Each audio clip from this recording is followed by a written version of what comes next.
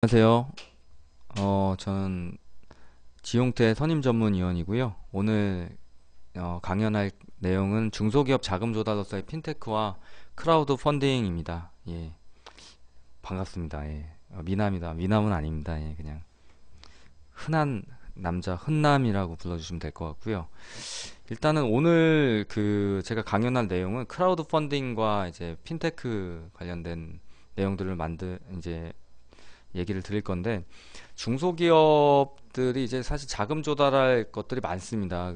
그래서 이제 항상 기업 컨설팅 가면은 대표님들 고민이 이제 그 직원과 관련된, 채용과 관련된, 고용과 관련된 게 거의 이제 첫 번째 고민 중에 하나겠지만, 자금에 대한 고민은 언제나 수위를 다투죠. 그래서 이제 저희가 이제 만나게 되는 이제 대표님들한테 항상 이제 그런 부분에 있어서 좀 힘든 부분들이 있습니다. 그래서 오늘 이제 제가 강연 주제로 잡은 거는 이제 크라우드 펀딩과 핀테크에 대한 부분, 이제 P2P 금융이죠. 이제 그런 부분들이 이제 중소기업 자금 조달 방법으로서 어떤 식으로 들어왔는지, 예, 그런 부분들을 예, 이제 한번 같이 이제 보도록 하겠습니다. 원조 온돌님 대화방에서 나가셨네요. 예. 잘생겼다는 말을 마지막으로 예, 나가셨습니다. 예. 자, 그러면 이제 중소기업 자금 조달 방법으로서의 핀테크를 이제 말씀드리려면 이제 일단은 목차를 한번 볼게요. 세계 변화를 이제 주도하고 있는 힘이 어떤 부분이 있는지 요걸 이제 먼저 좀 같이 얘기를 할 거예요. 이제 그냥 시작하자마자 중소기업 자금 조달에 대해서 얘기하기보다는 어떤 부분들이 세계적으로 이제 변화를 하고 있는지 그 변화를 바탕으로 해가지고 예, 보려고 합니다. 그 다음에 이제 두 번째는 이제 클라우드하고 통신망 그리고 이제 P2P 이제 이쪽에서 사실은 이제 핀테크가 이제 나오게 되는데 이제 핀테크가 뭔지 그리고 왜 그런 것들이 나오고 이제 크라우드 펀딩하고 P2P 금융이 어떤 식으로 그런 세계적인 추세에서 나타나고 있는지 그리고 그거를 바탕으로 해서 현재 기업이 어떤 부분에 있어서 이제 그 해결해 나가야 되는지를 이제 우리가 살펴보게 될 건데요. 자, 일단은 세계 변화를 주도하고 있는 힘이 어디에서 나타나고 있냐? 자, 여기 우리가 화면 보시면 IBM에서 5년 내 삶을 변화시킬 5가지 혁신 기술로 이제 교육, 쇼핑, 도시, 헬스케어, 보안 이렇게 잡고 있는데 거기에 어떤 기술이 매개체가 되냐? ICT죠. 인터넷 테크놀로지죠. 그렇죠? 그래서 이런 부분들이 사실은 굉장히 이제 중요한 부분인데 우리의 세상을 변화시키고 있는 거 가장 먼저 우리가 생각할 수 있는 게 이제 어떻게 보면 통신망이죠. 예전에 정말 인터넷을 사용하기가 정말 힘들었던 적도 있습니다. 근데 지금은 뭐 모바일을 통해서도 인터넷을 사용할 수 있으니까 그런 인터넷 혁명이 세상을 바꾸고 있죠. 그리고 뭐 어떻게 보면 통신망 통해서 언제나 어디서나 우리가 어, 인터넷에 접속해서 어떤 물건이든 거의 다 소셜 커머스라든지 커머스를 통해서 살 수가 있게 됐으니까 상당히 이제 그런 부분들이 쉬워졌다. 자, 그럼 그런 것들이 어떻게 가능해졌냐? 통신망 속도가 빨라졌기 때문이죠. 통신망의 속도가 굉장히 빨라졌기 때문에 그런 것들이 가능해졌고, 그리고 그런 통신망을 바탕으로 해서 사물 인터넷, 그런 센서들이 그 통신망 속에 가미가 되면서 세상의 많은 물건들을 변화시키고 있죠. 뭐 우리가 집에 들어갔을 때 자동으로 불이 켜지고 들어가자마자 들어가기 전에 우리가 좋아하는 온도로 집이 데펴져 있고 그리고 이제 뜨거운 물이 받아져 있다라든지 그쵸? 뭐 그 다음에 뭐 자동적으로 이제 우리가 나갔을 때 뭐 방범과 관련된 보안들이 전부 다 형성이 된다든지 뭐 이런 부분들이 많이 이제 발전된 거죠. 우리가 신경 쓰지 않아도 알아서 인터넷에 연결된 사물들이 움직이고 있는 이게 바로 사물 인터넷의 핵심입니다. 그리고 이제 공유 경제가 많이 발전을 하고 있고 그리고 그걸 통해서 어떻게 보면 이제 P2P 금융이라는 것도 나와서 지금 이제 굉장히 우리나라에서 발전하고 있고 그다음에 기업에게 유리하게 크라우드 펀딩 같은 것들이 만들어져서 기존의 은행권 대출 아니었으면 힘들었던 부분들이 조금씩 해결돼 가고 있다. 이런 것들이 어떻게 보면 인터넷 테크놀로지가 발달을 하면서 모두가 연결되고 있는 예, 커넥티드 소사이어티의 개념으로 가고 있기 때문에 그런 부분들이 만들어지고 있습니다. 그럼 클라우드라는 건 무엇이냐? 이제 클라우드라는 거는 우리가 인터넷상에서 모든 걸 끄집어내서 쓸 수 있다는 거죠. 예전에 저희 이제 컴퓨터 예전에 이제 애플 컴퓨터 처음 나왔었던 초기 버전이라든지 뭐 MXX 뭐 이런 것들 있잖아요. 게임 하나 하기 위해서 팩 꽂아놓고 이제 그거 부팅될 때까지 기다려야 된다든지, 예전에 뭐 애플 컴퓨터라든지 IBM 컴퓨터라든지 그런 거에 이제 디스켓을 여러 개 넣어가지고 한글 하나 부팅시키기 위해서, 그렇게 한글 하나 실행시키기 위해서 여러 가지 부분을 해야 된다든지, 이런 부분들이 굉장히 힘들었잖아요. 이제 인터넷망이 굉장히 빨라지고 통신망의 속도가 엄청나게 빨라지면서 그것들을 인터넷상에서 구현된 걸로 그냥 사용할 수 있다는 거죠. 구글의 플랫폼들이 대부분 그렇잖아요. 구글 플랫폼들 어떤가요, 요즘에? 뭐 구글 독스라든지 뭐 이런 것들 그냥 들어가서 사용하면 됩니다. 인터넷상에서. 그런 프로그램들 예전에 구현시키려면 어떻게 됐었나요? 예전엔 진짜 하드에 그걸 다 다운받아서 프로그램을 저장해놔서 그걸 사용할 수 있었던 그런 시대들이 점점 인터넷상에서 모든 것들을 다, 예. 김은희 의원님 반갑습니다. 예. 김은희 의원님 이렇게 넷상에서라도 뵙게 되네요. 자, 그렇게 이제 우리가 클라우드라는 것을 활용할 수 있게 됐다는 거죠. 클라우드는 통신망에서 끄집어내서 모든 걸 쓸 수 있다. 그만큼 통신망이 빨라졌기 때문에 구름에서 모든 걸 꺼내서 쓴다. 이런 게 클라우드의 개념입니다. 자, 이렇게 초고속 통신망이 4G, 5G 시대로 가게 되면서 정말 모든 것들이 빨라진 거죠. 그래서 세계 최대 정보통신 박람회 세빗 2014 개막식에서 영국의 제임스 캐메런 총리가 독일의 앙겔라 메르켈 총리 만나가지고 5G 이동통신 기술 개발과 사물 인터넷 분야 협력에 합의를 했고요. 그 다음에 2020년도에 5G가 상용화되면 모든 서비스가 클라우드로 구현될 것이다 라고 얘기하고 있습니다. 누가요? 알갈텐 루슨트 벨 연구소 사장이 그런 이제 예측을 하고 있습니다. 그만큼 이제 통신망이 빨라지면서 모든 것들을 그냥 통신상에, 넷상에만 연결되어 있으면 모든 것들을 처리할 수 있게 했다는 거죠. 예전에 뭐 자금 이체 한번 시키려고 하면은 이제 은행 가서 이제 금융 이체 두드려야 돼, 거기서 은행 직원에게 해야 되는 상황이었는데, 지금은 인터넷상에서 모든 게 처리되잖아요. 그렇죠? 얼마나 빨라지고 모든 것들이 간편해졌다는 걸 알 수 있습니다. 이제 나중에는 모든 지금 우리가 사용하는 인터넷상, 모든 컴퓨터에서 사용하는 모든 프로그램들이 인터넷상에 웬만한 것들은 무거운 프로그램조차도 전부 다 인터넷상에 깔린 걸 사용해도 되는 시대가 곧 오는 거죠. 자, 이런 세계적인 흐름 하에 또 어떤 것도 등장하고 있냐면 공유경제 같은 것들이 등장하고 있습니다. 이게 이제 어떻게 보면 P2P의 위력을 보여주는 것 중에 하나인데요. 뭐 여러분들 잘 아시다시피 에어비앤비 같은 경우에 우리가 해외여행 갔을 때 정말 이제 사람들이 올려놓은 그런 그 뭐 자취방일 수도 있어요. 그 자취방 중에 예를 들어서 방이 두 개였다 그러면 한 방을 외국 근로자, 아니 관광객들한테 내줄 수도 있는 거고, 이제 그런 것들이 이제 굳이 호텔 체인이나 이런 거 예약 안 하더라도 그 민박이라든지 이런 것들이 어떻게 보면 수익이 될 수 있다는 거. 공간을 활용하는, 공간을 공유하는 개념이 등장하면서 이런 수익 모델도 등장하고 있는 거죠. 에어비앤비가 뭐 하이아트 그런 그 호텔 체인처럼 수많은 호텔을 가지고 있나요? 아니죠. 그런 것도 하나도 가지고 있지 않음에도 불구하고 에어비앤비 같은 데들이 시가총액에 있어서는 지금 이미 하이아트를 넘어서고 있습니다.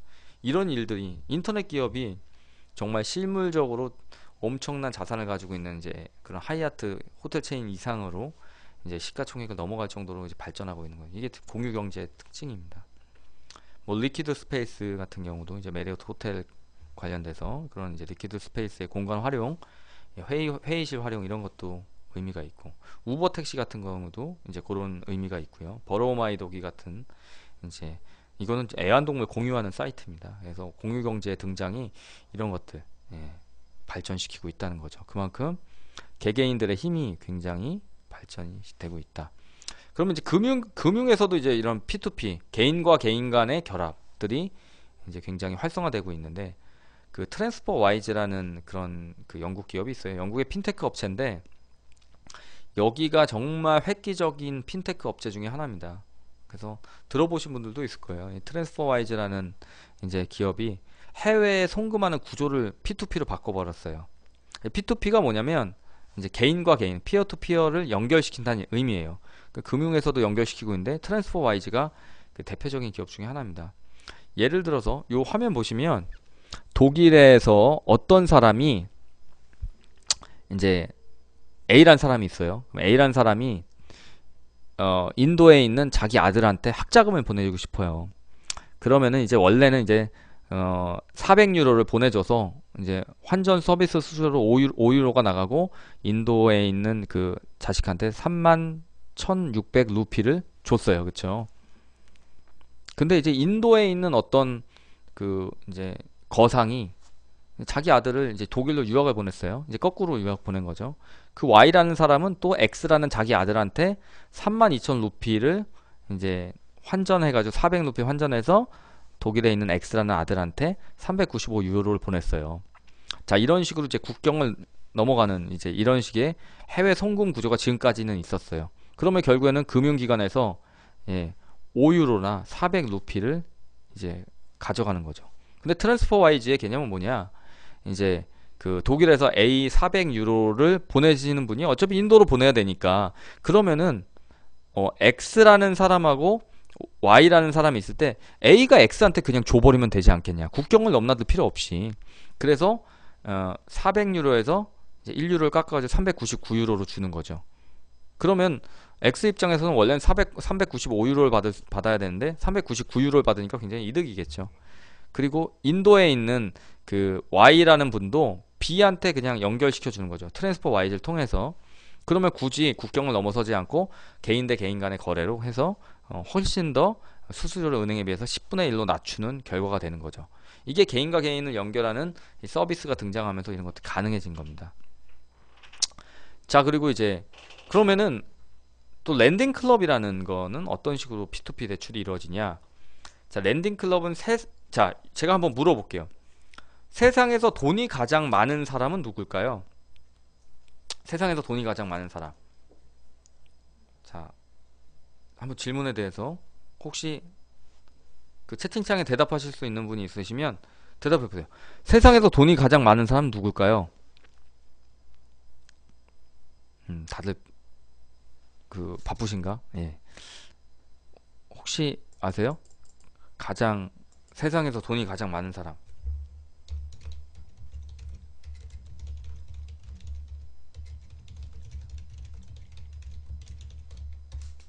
자, 누굴까요?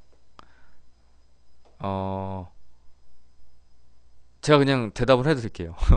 여기에서 제가 이렇게 질문을 많이 던지거든요. 세상에서, 그렇죠. 만수르라고 생각하시는 분들도 있고, 그 다음에 이제 많이 나오는 게 이제 빌 게이츠 얘기도 많이 나오고 그러는데, 세상에서 돈이 가장 많은 사람은 사실 여러분들입니다. 이게 답이에요. 여러분이 세상에 돈이 가장 많아요. 그러면 이제 다들 이제 화를 내실 수 있는데 사실입니다. 왜냐면 여러분 개개인은 가지고 있는 돈이 얼마 안 될 수가 있어요. 뭐 2억이 될 수도 있고 5억이 될 수도 있고 10억이 될 수도 있고. 하지만 여러분들이 다 모이면 그 돈은 엄청나죠. 그 돈은 엄청날 거예요. 그러니까 빌 게이츠나 뭐 만수르나 이런 분들보다도 여러분들의 돈이 다 모이면, 그러니까 개개인들의 돈이 다 모이면 엄청난 부가 되는 거죠. 자, 랜딩 클럽의 질문은 여기서 시작합니다. P2P 혁신도 여기서 시작하는 거고요.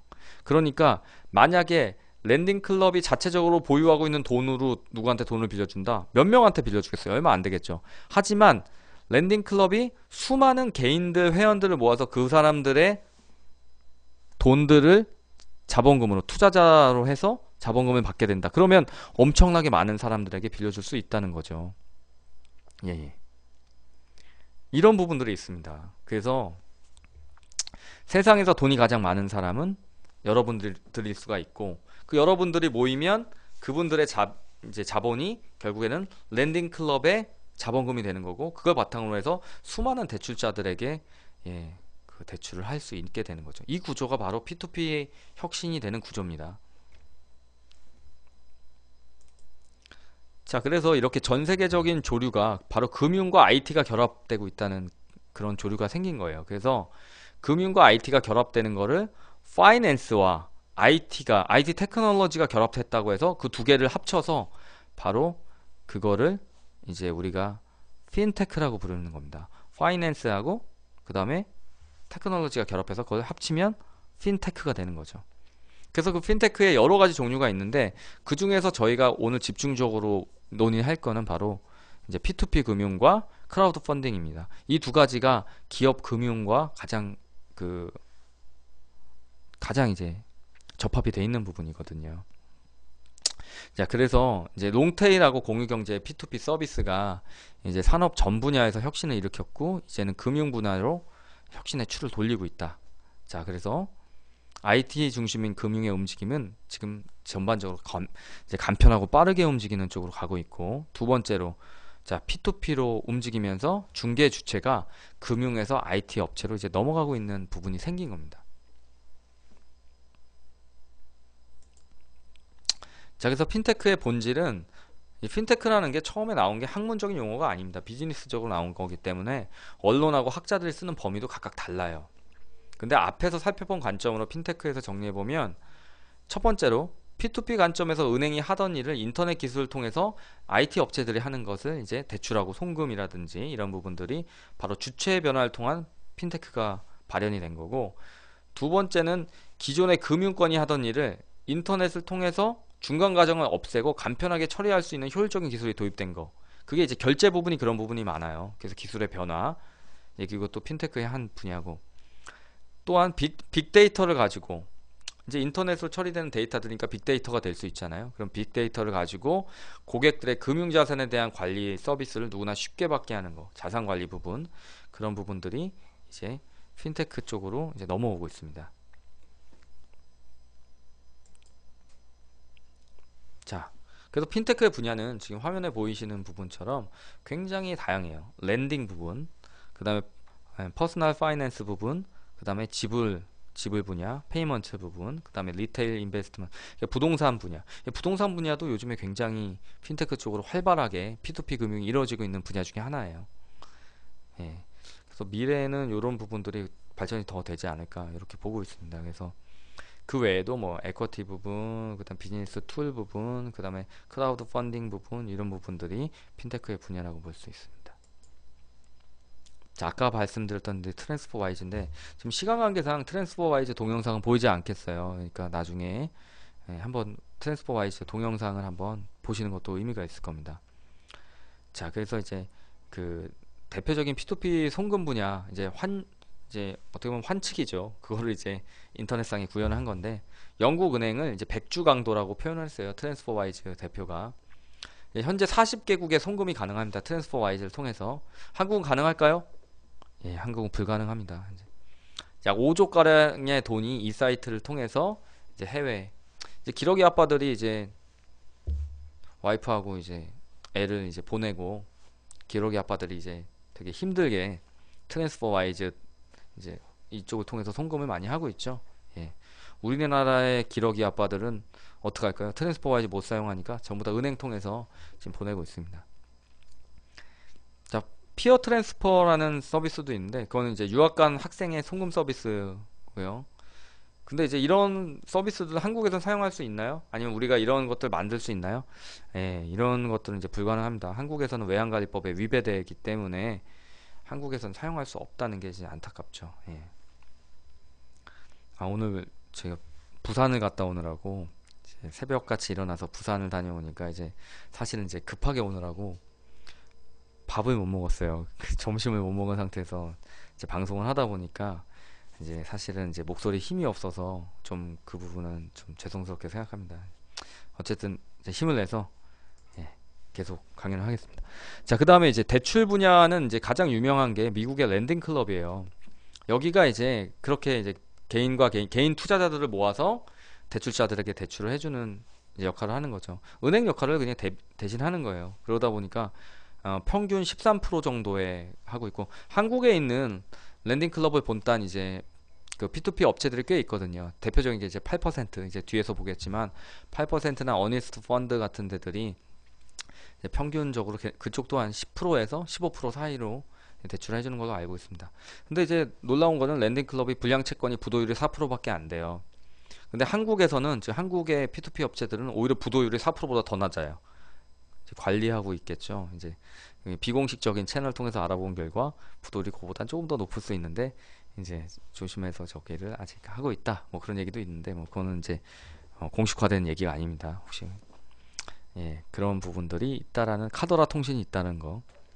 자, 매니지먼트료는 한 1% 정도 받는 걸로 돼 있고, 이제 미국엔 제로 금리잖아요. 그러니까 이제 그 돈을 굴리기 어려우니까 이제 P2P 랜딩클럽에 투자자들이 모일 수가 있겠죠. 그분들 입장에서는 어쨌든 이제 이득이 더 생기니까 은행에 맡기는 것보다는. 자, 그렇게 되는 상태고, 대출 신청자의 한 10% 정도가 랜딩클럽이 빌려주고 있어요. 나머지는 랜딩클럽에서도 이제 부도율이 높아지는 걸 막기 위해서 받지 않고 있죠. 랜딩클럽이 지난해 5조 원이 넘었죠. 재작년에 5조 원이 넘었습니다. 경쟁력은 뭐겠어요? 기존 은행들과 달리 오프라인 벤치가 없죠. 저희 같은 경우에도 마찬가지예요. 지금 뭐 8%라든지 아니면 이제 그 어니스트 펀드나 뭐 빌리 이런 업체들이 오프라인 벤치가 없잖아요. 근데 오프라인 벤치가 이제 사실은 그 굉장히 이제 무겁거든요. 그렇기 때문에 이제 은행원들 연봉 많이 줘야 되잖아요. 그 하나의 벤치다 그런 이제 지점들 당으로 얼마나 이제 인건비가 많이 나가겠어요. 그렇죠? 비용 구조가 가볍다는 게 이제 온라인상의 이제 P2P 업체들의 굉장한 특징입니다. 그 다음에 이제 연체율이 낮고 부실률이 낮아요. 온덱 같은 업체가 그렇거든요. 네, 은행과 제휴도 하고 있고 이제 랜딩클럽이 지금 10조 가치의 회사로 판정이 되고 있습니다. 온덱 같은 사이트들이 이제 대출 분야에서 한국은행들의 신규 대출 시의 현주소가 이제 이런 상황이고, 소상공인들은 담보대출 이외에는 쉽지가 않죠. 자, 무슨 얘기냐면 신규 대출 시의 현주소라는 게 이제 화면 보시면 신규 대출 시에 최다 자필 서명은 얼마나 해야 되냐. 국민은행 34번, 신한은행 23번, 하나은행 26번, 기업은행 18번. 예. 너무 힘들겠죠. 신규 대출을 해야 되는데 자필 서명 이렇게 해야 되는데, 이제 대출 분야 온덱 같은 경우에는 딱 들어오면 금방 해결돼서 대출이 나가니까 얼마나 편하겠어요. 그래서 40대 직장인이 전세 대출 받으려고 하니까 필수 사인 서류를 총 15번을 해야 되고, 선택 사인을 총 7번 해야 되고, 3년 뒤 기간 연장하면 총 15번을 추가해야 되고, 서류 내야 되는 거 많고, 은행 왔다 갔다 할 때 기다리는 거 많고. 하지만 온덱 같은 경우에 대출이 굉장히 소상공인이 받기 쉽고, 자영업자나 스타트업들이 은행들이 신경 쓰지 않는 소규모 비즈니스에서 온덱이 굉장히 대출 많이 해주고 있습니다. 그래서 근데 이율을 30%나 받아요. 우리나라에서 생각하면 이건 사채보다 더 심한 상황인데, 자동이체로 갚고 뭐 이런 식인데 그 굉장히 빨리 발전을 했죠. 근데 우리나라는 지금 그 저축은행들이 있어서, 저축은행이나 이제 카드 회사들 발전이 돼 있어서 이런 식으로 되지는 않을 거예요. 그래서 온덱 같은 회사가 발전하지 못한 이유고요. 자, 그러면 이제 크라우드 펀딩으로 이제 넘어가서, 자, 크라우드 펀딩이 이제 해외 각국에서는 2012년도부터 크라우드 펀딩 법안이 이제 마련돼서 진행이 되고 있습니다. 그래서 미국 같은 경우에는 이제 2012년 4월 이제 이런 잡스법이 통과됐죠. 소위 잡스법이라는 게. 자, 그다음에 일본에서는 이제 크라우드 펀딩 관련된 2014년 5월, 영국은 2012년 10월, 이탈리아는 이런 식으로. 근데 이제 그런 부분들이 한국이 크라우드 펀딩법이 너무 늦었죠. 그래서 작년 초죠. 작년 초에 크라우드 펀딩 법안이 우리나라는 통과됐어요. 그 뒤에 그 법안 관련된 내용은 좀 제가 같이 보도록 하겠습니다. 자, 그래서 우리나라 크라우드 펀딩 발행 기업은 창업 7년 이하 중소기업이면 가능해요. 그래서 우리가 이제 예를 들어서 7년이 넘었다. 그럼 이제 애매할 수는 있는데, 창업 7년 이하의 중소기업들은 크라우드 펀딩을 할 수가 있습니다. 그럼 얼마까지 할 수 있냐? 1년간 7억 원이 최고예요. 예. 그래서 이제 중소기업들 중에서 제가 아는 기업도 크라우드 펀딩으로 7억 원을 받아서 지금 이제 사업을 하고 있어요. 예. 그래서 투자자별로, 그러면 투자는 누가 해주냐? 크라우드 펀딩에 일반 투자자는 동일 기업당 200만 원밖에 투자를 못해요. 이런 게 사실은 이 크라우드 펀딩에서 발전되기 힘든 부분인데, 연간 500만 원밖에 안 된다. 너무 적은 거죠. 그런 부분들은 좀 바뀌어야 되는 부분이 있고요. 금융소득 종합과세자 등 그런 부분은 동일 기업당 1000만 원까지 가능해요. 연간 2천만 원. 너무 적은 거죠. 자, 그 다음에 온라인 소액 투자 중개업의 등록 요건 자본금 5억이어야 됩니다. 그래서 여러분들이 만약에 크라우드 펀딩 업체 만들고 싶다, 그럼 자본금 5억 원으로 만들 수 있다. 요거는 근데 좀 개정될 거예요. 이제 개정되고 있고. 자, 현행 크라우드 펀딩 제도는 대상 기업은 비상장 중소기업으로서 업력 7년 내에 창업 기업에 한해서 지금 되고 있습니다. 근데 만약에 기술 개발에 초기 시간이 소요된 벤처 기업이나 우리가 이노비즈 기업이라고 많이 부르죠. 기술혁신형 중소기업 같은 경우에는 업력 제한 없이 가능한 부분이 있습니다. 자, 그리고 모집 방법은 중개업자가 필요자금을 펀딩할 수 있고 다수의 투자자로부터, 예. 다수의 투자자를 모집하는 것은 자본시장법상 공모에 해당하여 원칙적으로 공모 규제가 적용되어야 하지만 크라우드 펀딩에 대해서는 예외적으로 인정을 해주고 있어요. 자, 그래서 크라우드 펀딩 기업에 대해서는 증권신고서 제출 의무를 면제하는 대신에 중개업체한테 사업계획서나 재무서류 등을 게재하는 것으로 간소화하고 있습니다. 자, 그리고 모집 금액이 목표 금액, 예를 들어서 1억을 목표로 하기로 했었는데 목표 금액 대비 예를 들어서 8천만 원밖에 안 됐다고 하더라도 펀딩에 성공한 것으로 보고 증권을 발행하고 있습니다. 자, 그래서 현행은 발행 한도가 기업당 모집 한도가 연간 7억 원 이하예요. 그러니까 이제 예를 들어서 이렇게 말씀하시면 안 되죠. 내가 크라우드 펀딩 통해서 여기 이 중소기업한테 예를 들어서 10억 받아주겠다. 이건 뻥일 수가 있죠. 그럼 7억 원이니까 기업당 모집 한도가. 근데 이제 그런 것들 피해갈 수 있는 다른 방법들도 있겠지만 어쨌든 간에 이제 원칙적으로 그렇습니다. 그래서 개인당 크라우드 펀딩의 투자 한도는 일반 투자자는 200만 원, 연간으로 총 투자 한도는 500만 원. 만약에 소득 적격 투자자로 되면 1000만 원에서 1000만 원, 한 기업당 1000만 원 해줄 수 있고 연간 투자 한도가 이제 2천만 원. 근데 이제 전문 투자자가 되게 되면 제한이 없다. 그래서 전문 투자자가 되면 제한이 없다고 볼 수 있습니다. 자, 그리고 지원 제도는 크라우드 펀딩 활성화를 위한 제도적 여건이 있어요. 그래서 크라우드 펀딩만을 전문적으로 취급하는 중개업을 별도 신설하고 기존 중개업자 대비 진입 요건을 대폭 완화하고 있습니다. 그래서 온라인 소액 투자 중개업이 원래는 인가제였는데 등록제로 바뀌었고요. 원래는 자기 자본이 30억 원이 있어야 됐어요. 그러니까 이제 큰 금액이 필요했는데 현재는 5억 원으로 이제 가능합니다. 자, 그리고 투자 추천 기업 수가 1월 말에는 67개였어요. 근데 이제 작년이죠. 작년 3월 말에 이제 144개, 그 다음에 10월 말에는 381개가 됐습니다. 자, 그리고 뭐가 있냐면 마지막에 보시면 정책 금융 기관에 등이 이제 펀딩 청약 단계에서 마중물로서 초기 투자를 지원하고 펀딩 성공 기업에게 후속된 투융자를 지원을 해주고 있어요. 그래서 이런 부분들이 되고 있다. 연간 7억 원이면 3년이면 21억 한도도 되나요? 라고 이제 물어보셨는데, 요거는요 이제 온라인 관련돼서 말씀드리면 연간 7억 원 이하니까 그 이후에 연간으로 가는 거니까 그렇게 받을 수도 있습니다. 근데 이제 보통 지금 현재상으로, 이론상으로 그런데 현재상으로 봤을 때 창업기업한테 7억 원 정도가 이제 모집이 됐으면 이제 그거 가지고 이제 잘 하셔서 보통은 잘 되는 기업들 같은 경우에는 이제 시리즈 A라고 그래서 보통은 20억, 30억 투자로 넘어가죠. 그냥 이제 그때는 이제 투자 쪽으로 넘어가는 경우 벤처 캐피탈 쪽으로 넘어가는 게 보통은 맞고요. 다시 이제 크라우드 펀딩 쪽으로 가는 경우는 아직까지는 그런 사례는 없으세요. 자, 그리고 이제 보시면 자, 크라우드 펀딩 이후에 주요 지원 프로그램들이 생겼어요, 사실은. 그래서 보통 이렇게 넘어가요. 문화 콘텐츠 마중물 펀드라는 게 조성이 돼서 규모가 100억짜리거든요. 그래서 청약 단계 투자를 IBK 은행 쪽에서 진행할 수가 있습니다. 그리고 IBK 쪽, 이제 아무래도 그쪽이 정부랑 좀 더 연관이 있어서 그런지 많이 하더라고요. 희망 펀딩 대출이라는 게 있어서 성공 이후에 대출까지도 1000억 규모로 지금 조성이 되어 있습니다. 그래서 IBK 은행이라든지 신보라든지 기부를 통해서 추가적인 이런 부분에 있어서 대출도 가능하고, 이제 문화 콘텐츠 마중물 펀드라고 그래서 문화 콘텐츠 같은 경우에는 IBK가 청약 단계에서 투자도 가능합니다. 그래서 7억 투자 이후에 이런 식으로 넘어가는 경우가 많이 생기고 있어요. 아직까지는 근데 뭐 많이 생긴단 말을 표현할 수가 없죠. 근데 앞으로 많이 생기지 않을까 이렇게 보고 있습니다. 그리고 IBK에서 매칭 투자 조합이라고 그래서 이제 크라우드 펀딩 성공 이후에 100억 규모의 이제 조합이 생겨서 그걸 투자하는 쪽으로 좀 가고 있습니다.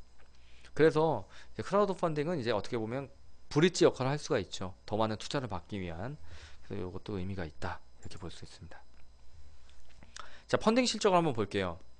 자, 작년 2016년 10월 31일 월별 크라우드 펀딩 주요 실적이 나왔는데, 별풍당당님께서 또 질문을 던져주셨는데, 크라우드 펀딩은 IBK만 하네요. 죄다 IBK네. 현재는 그렇습니다. 근데 앞으로 이제 기업은행만 하는 게 아니라 다른 은행들도 조금 이런 부분에 있어서 열릴 것 같아요. 이게 이제 은행과 이제 크라우드 펀딩 업체 간에 좀 그런 부분도 이제 협업도 많이 생길 거니까요. 지금 이제 P2P 업체 같은 경우에는 은행을 끼고 하는 사례들이 많아졌어요.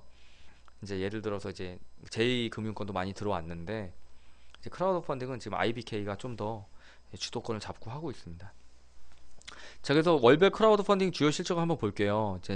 어, 이제 처음에는 이제 펀딩 시도가 32개 기업이었는데 그 중에 10개 기업이 이제 펀딩을 성공했고요. 펀딩 성공률 31% 정도였습니다.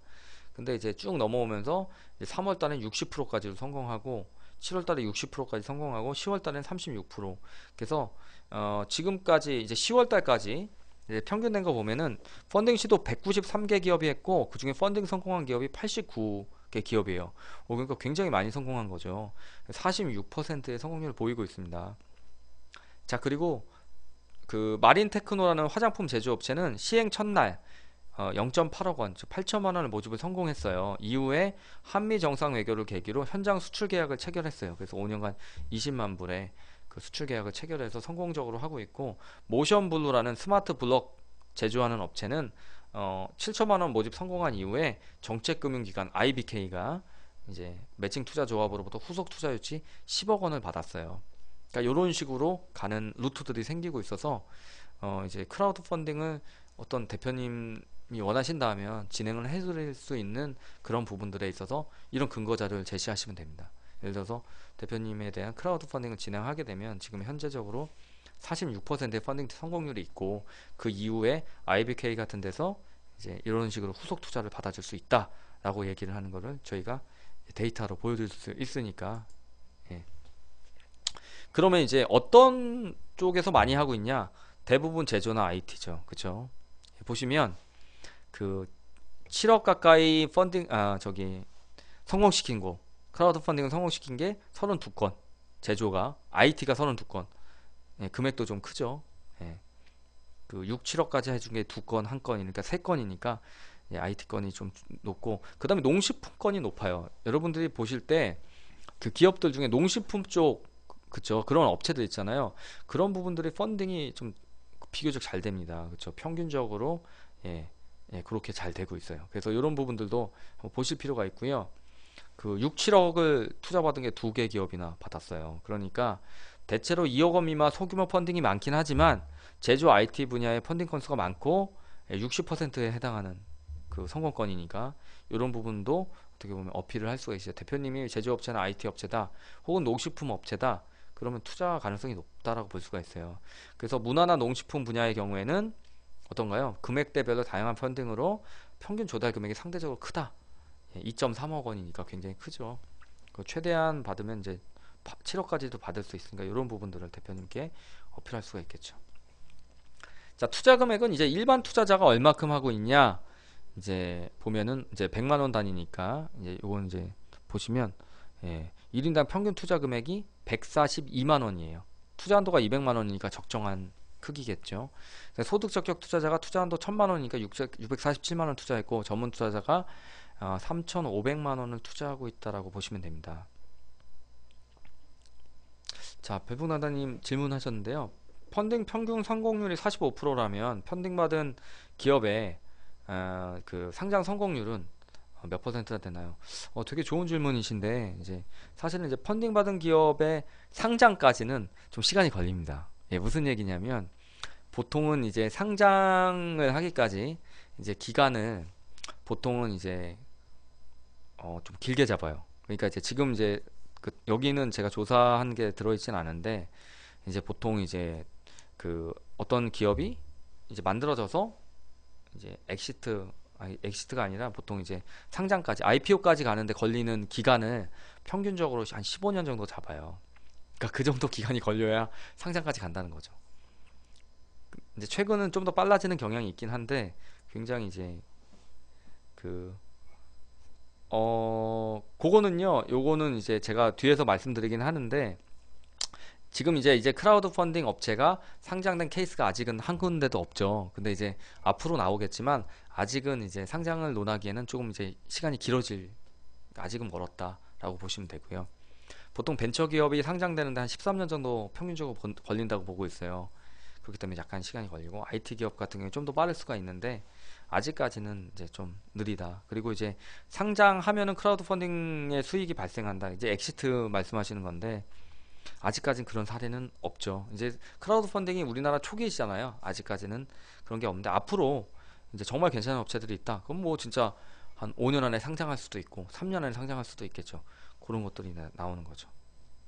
그 현재는요, 그 뒤에서 말씀드리겠지만 주식 가지고 이제 투자 수익이 발생하는 사례가 아직은 없고 보통 이제 대표적인 게 이제 지금 제가 화면에 보여드리는 와디즈라는 업체예요. 그래서 프로젝트 만들어서 이제 크라우드 펀딩을 받고 거기에서 얘네들이 이제 사실은 이제 엑시트 쪽으로 하는 게 아니라 이제 수수료를 받는 식으로 지금 하고 있습니다. 그래서 아직은 우리나라는 크라우드 펀딩도 초기적인 업체자라고 볼 수 있죠. 좀 업체들 실적을 보면요.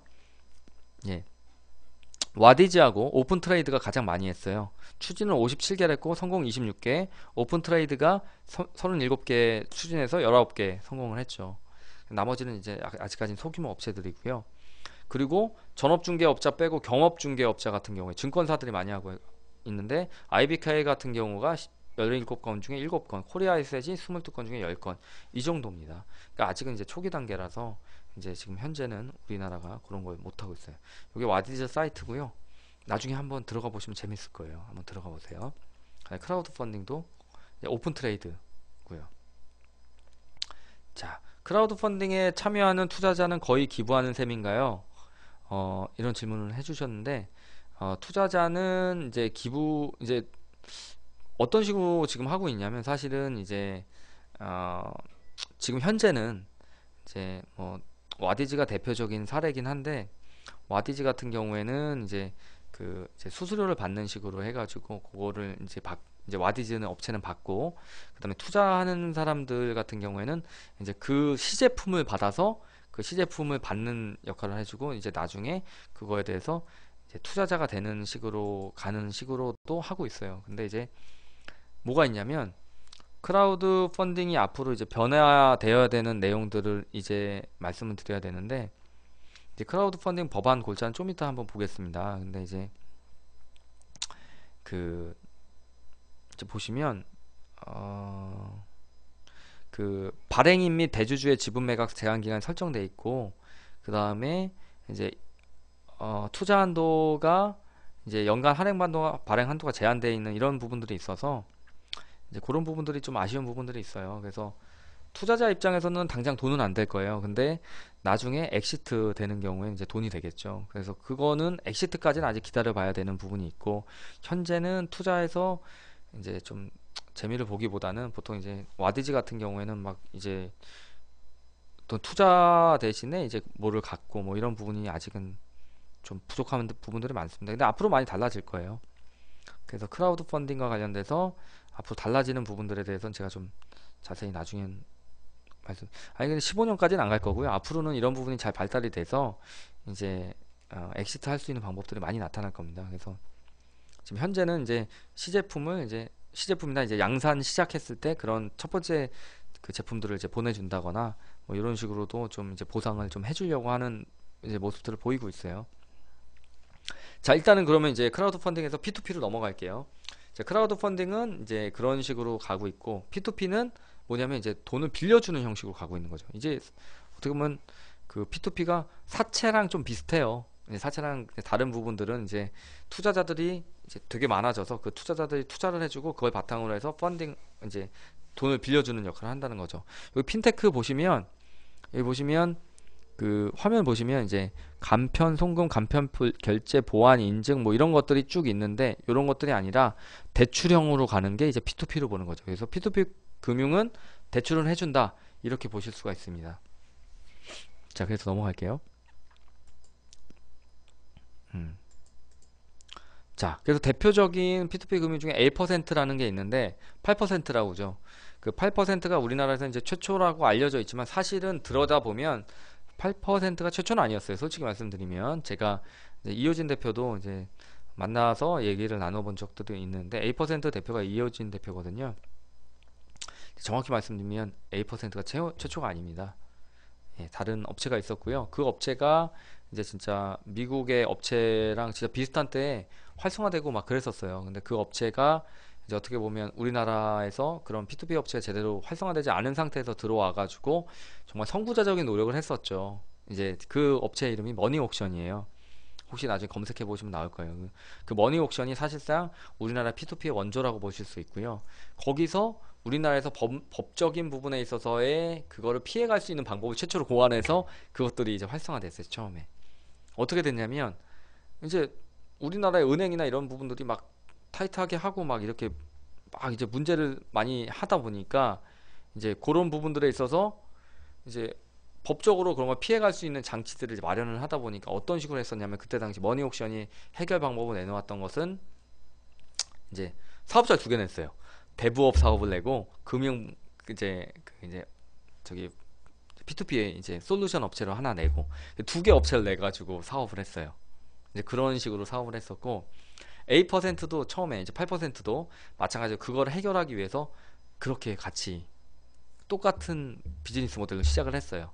그런 식으로 시작을 했기 때문에 지금 이제 대부분의 P2P 업체 홈페이지 가보면 사업자 두 개예요. 예, 법인이 두 개로 대부업 법인 하나, 그 다음에 플랫폼 법인 하나 이렇게 되어 있습니다. 그거의 선구자가 사실은 이제 머니옥션이었죠. 그래서 이제 다른 분들이 이제 후발 사업자들이 그렇게 들어왔었고, 자 그래서 이제 보시면 월 8%냐 월 8%냐 대략적으로 이제 8% 수익을 주겠다라는 게 이제 골자였어요. 근데 이제 실질적으로 그렇게까지는 안 나오고요. 자 그래서 8%는 이제 수많은 투자자들이 이제 이 사이트에 접속해서 자신이 이제 투자할 만한 사람들을 이제 골라서 투자할 수 있게 돼 있는 거죠. 근데 그렇게 되면은 이제 처음에는 그런 모델이었는데 이호진 대표랑 이제 예전에 제가 그런 얘기를 이호진 대표한테 했었는데 그때 당시에는 이제 이런 자동 분산 투자의 서비스를 하는 업체들이 없었어요. 한국에서는. 그래서 이제 제가 말씀드렸던 게 A%가 지금 이제 앞서가고 있다. 근데 이제 사실 자동 분산 투자 기능이 빨리 들어오는 게 필요하다. 이거를 빨리 치고 나가는 업체가 아마 앞서 나갈 거다. 그리고 선도 업체니까 여러 가지 프로모션적인 부분도 되게 중요하고 언론 활용도 되게 중요하지만 이런 자동 분산 투자와 관련된 부분도 중요하다고 했는데 그거 굉장히 빨리 도입을 하셨어요. 물론 그 전부터 준비를 하셨었겠죠. 왜냐면 외국 업체들은 이런 부분이 잘 돼 있거든요. 언제 투자자들 계속 보고 이제 그 대출할 만한 사람 찾아가지고 이제 눌러서 투자하고 있겠어요. 자기가 기준들을 설정해 놓으면 자동 분산 투자되게 돼 있으면 자기 기준에 맞게 투자를 그냥 해 놓으면 알아서 그냥 투자 다 되니까 나중에 자기한테 수익만 들어오면 되는 거니까 그런 식으로 이제 되는 게 필요한 기능이었거든요. 그 부분은 이제 정확히 잘 해가지고 넘어간 거죠. 예. 그렇게 보시면 됩니다. 월 8% 아니고요. 예. 예. 월 8%가 아니라 이제 예를 들어서 그 업체한테 예를 들어 빌려주는 기간이 정해져 있잖아요. 그 빌려주는 기간 동안에 8%를 받는 거죠. 연 8%라고 보실 수도 있는 거고 빌려준 기간 동안에 8%라고 볼 수 있는 거죠. 연이자율을 어떻게 그렇게 많이 받아요? 그쵸? 연이자율은 보통은 이제 지금 이제 법정 이주율이 30 몇 %잖아요. 그렇죠? 그 이상을 넘어갈 수가 없기 때문에 그쪽 안쪽입니다. 그래서 보통은 이제 카드론 업체나 저축은행들이 이제 대부를 해줄 때 보통 10%에서 20% 사이로 많이 해주잖아요. 그러니까 이제 뭐 예를 들어서 25%다 그러면 예를 들어서 8%나 그런데 와가지고 예를 들어서 뭐 13%다 그러면 이쪽으로 넘길 뭐 충분한 이유가 되겠죠. 예, 그래서 예, 맞습니다. 그렇게 13% 정도 뭐 이런 식으로 보통은 되고요. 그 13% 중에 8%가 수익으로 줄 수 있다라고 주장을 하는 거죠, 이쪽에서는. 근데 실질적으로 8% 수익은 안 되고요. 음.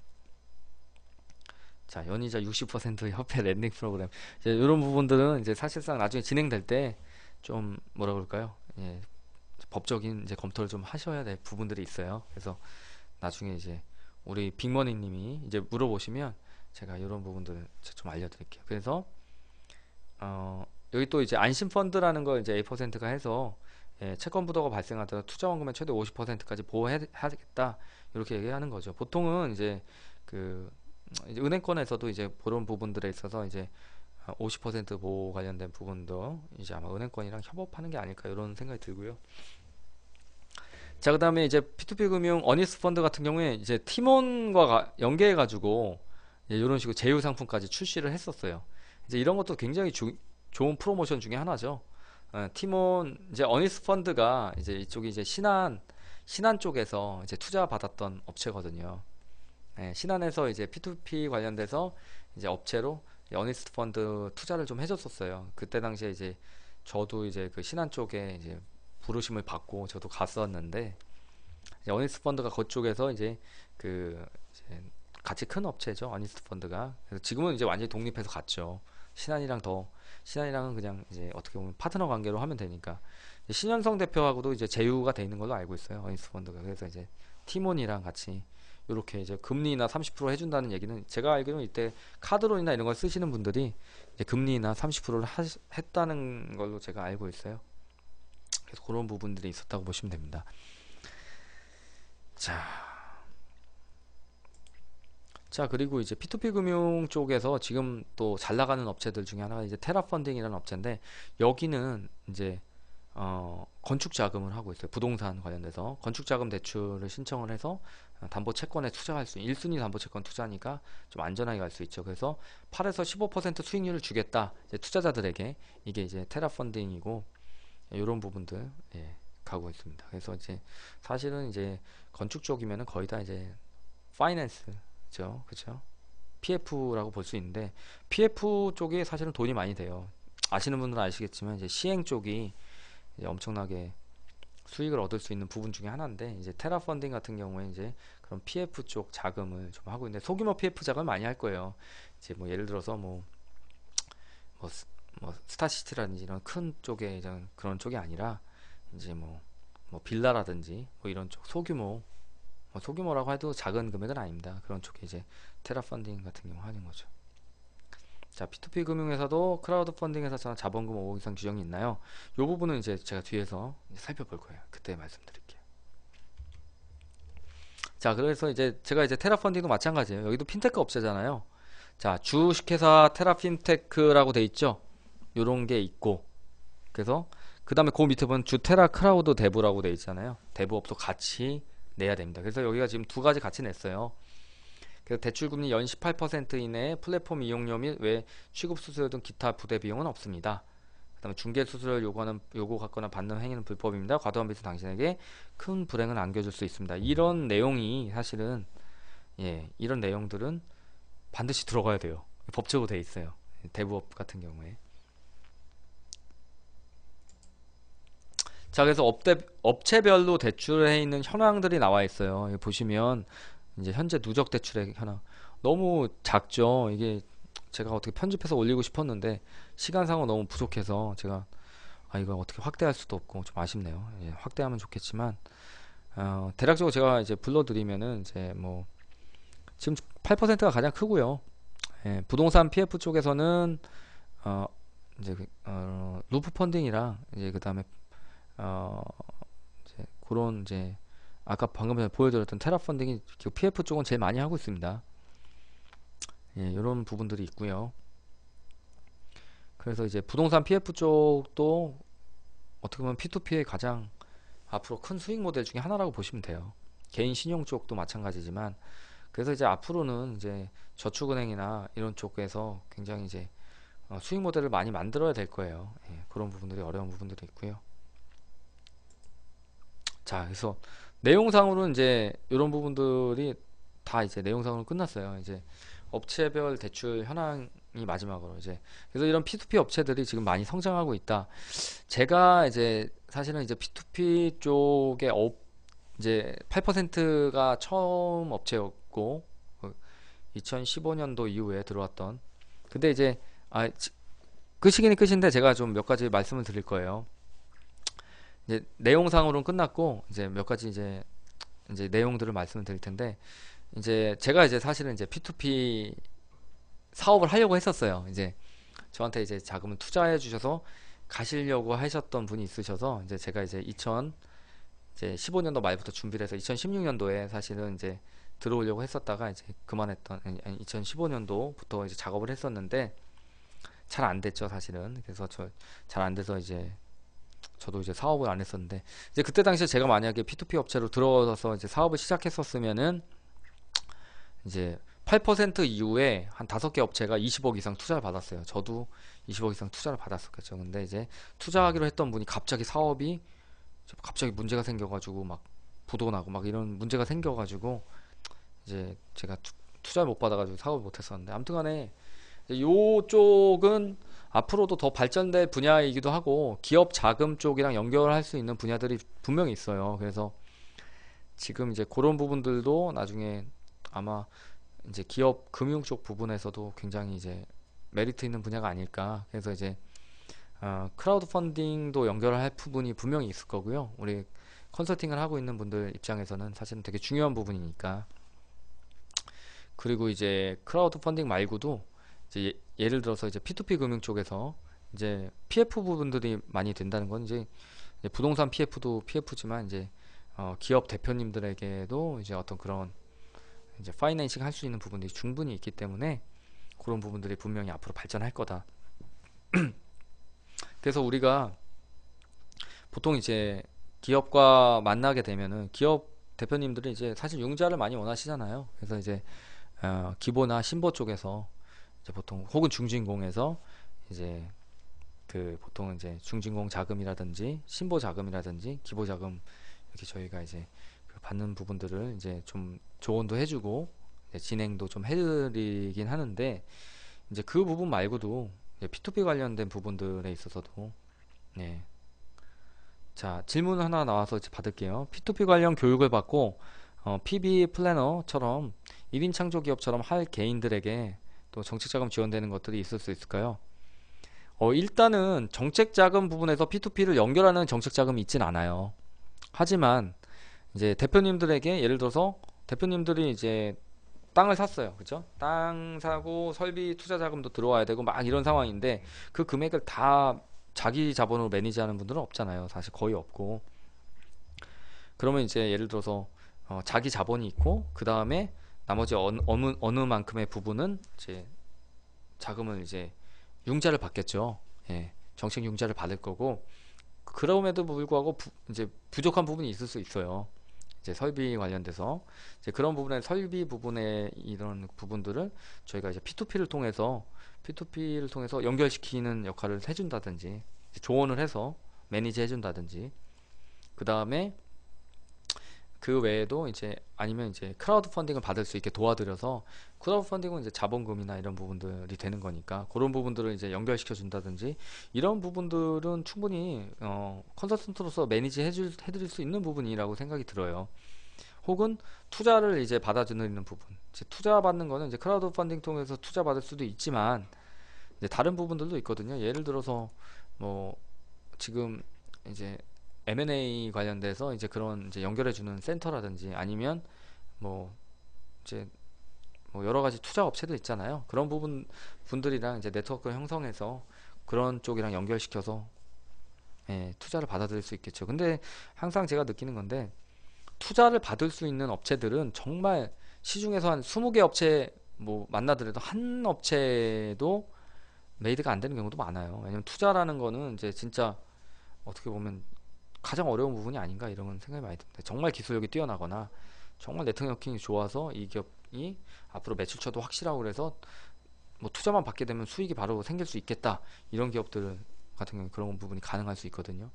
근데 그런 업체 찾기가 힘든 거죠. 제가 최근에 지금 진행하고 있는 업체긴 한데, 그 업체 하나가 지금 이제 싱가포르 쪽 자금 30억 정도 지금 유치를 하려고 하거든요. 그래서 지금 이제 한국 쪽 투자 쪽에서는 이 아이템은 충분히 30억 이상의 투자를 받을 수 있는 그런 정도가 된다라고 해서 지금 사실 그런 부분이 진행이 되고 있는 부분이 있어요. 그래서 이제 그런 업체 같은 경우에 정말 기술력이 메리트가 있고 수익성을 올릴 수 있다는 확신을 투자자들한테 준 거죠. 그래서 그쪽이 싱가포르 자금 이제 펀딩하는 업체인데 그쪽이랑 이제 연결해가지고 제가 지금 진행을 하고 있는 업체가 있습니다. 그래서 거기는 이제 그쪽에서 이제 30억 이상 투자받는 걸 목표로 지금 진행이 되고 있어요. 그래서 그쪽에서 오케이 됐고 이제 싱가포르에 저희가 이제 가서 이제 피칭을 하겠죠. 예, 그렇게 이제 할 수가 있죠. 자, 질문이 또 나와서 크라우드 펀딩으로 P2P 회사를 만들어서 주주들한테 수익 배분하는 모델도 있나요? 자, 이제 크라우드 펀딩으로 P2P 회사를 만든다. 자, 이론상으로 가능해요. 이제 P2P 회사를 만들어요. 근데 그 P2P 회사는 법인이어야 되잖아요. 아까 보여드렸듯이 법인을 두 개 내야 돼요. 그쵸? 대부업 법인 내야 되고 이제 플랫폼 법인도 내야 되잖아요. 그쵸? 두 가지 법인을 내야 되기 때문에 그런 두 가지 법인을 만들어 넣어야 되는 부분이라서, 그래서 두 가지 법인을 통해서 이제 우리의 이런 회사에 어필을 해가지고 크라우드 펀딩 쪽에 얘기를 해서 이제 우리가 이렇게 해가지고 펀딩을 받겠다, 뭐 이렇게 하는 것도 가능해요. 뭐 아니면 진짜 그 굉장히 진짜 정말 훌륭한 수익 모델을 만들어 가지고 이 비즈니스 모델이 좋으니까 이 비즈니스 모델에 투자를 해달라고 해서 예, 갈 수가 있겠죠. 그럼 크라우드 펀딩도 뭐 이론상으로 가능합니다. 실제적으로 이제 크라우드 펀딩은 저희가 들어갔을 때 만약에 만들어서 예, 진짜 크라우드 펀딩을 받을 수 있느냐 없느냐는 이제 실전상의 문제니까 그거 이제 들어가 봐야 알겠지만, 진짜 잘 구성된 회사고 비즈니스 모델이 좋다 그러면 얼마든지 크라우드 펀딩 가능한 한 부분이 있다라고 보여져요. 예. 근데 아무래도 이제 핀테크 쪽 같은 경우에는 이제 어 해외에서도, 중국에서도 뭐 중국 투자 업체들이 한국의 수익 모델 쪽을 좋게 보고 있는 것 중에 하나도 이제 핀테크도 들어가거든요. 예, 뭐 핀테크 쪽도 굉장히 들어가고 화장품 회사들한테도 많이 투자를 하고 있고, 예, 중국 자본들이랑 싱가폴이 좋은 점은 뭐냐면, 싱가포르 조그만 도시국가 수준밖에 안 되잖아요. 그러니까 그 안에서 할 수 있는 게 별로 없어요. 그러니까 거기서 돈 많은 자금들이 해외 쪽에 많이 투자를 하죠. 그런 부분들이 있고, 중국 쪽에서도 한국에 좀 투자하려고 하고, 일본 쪽에서도 투자 자금들이 있어요. 그래서 해외 투자 자금들이 존재를 합니다. 그래서 미국 쪽 자본들도 있고, 그래서 그런 업체들한테 어필할 수 있으면 사실은 이제 투자 받을 수 있는 부분들은 있다고 보여집니다. 예, 그래서 그렇게 투자 받을 수 있는 업체들 연결해가지고 투자 받을 수 있으니까요. 그런 부분은 이제 가능하다고 보시면 됩니다. 자, 그래서 이런 식으로 이제 저희가 이제 어떻게 보면 기업 금융하고 같이 연결을 할 수 있는 그런 여지는 충분히 있다.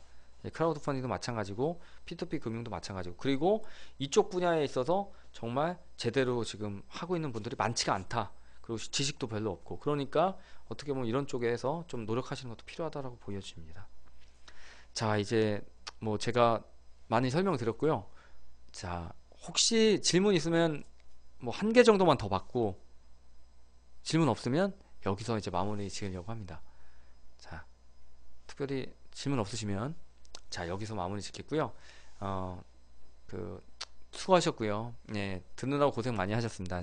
좀 재밌는 얘기는 아니라 사실은 예, 재미는 없으셨을 거예요. 하지만 이제 끝까지 들어주셔서 감사하고요. 예, 저희 앞으로 이제 협회에서 또 저 만나게 되면 반갑게 인사해 주시고 앞으로도 예, 잘 부탁드립니다. 예, 감사합니다. 예, P2P 회사 자본금이요. 그 부분은 이제 좀 이따 이제 제가 구두로 말씀드리겠습니다.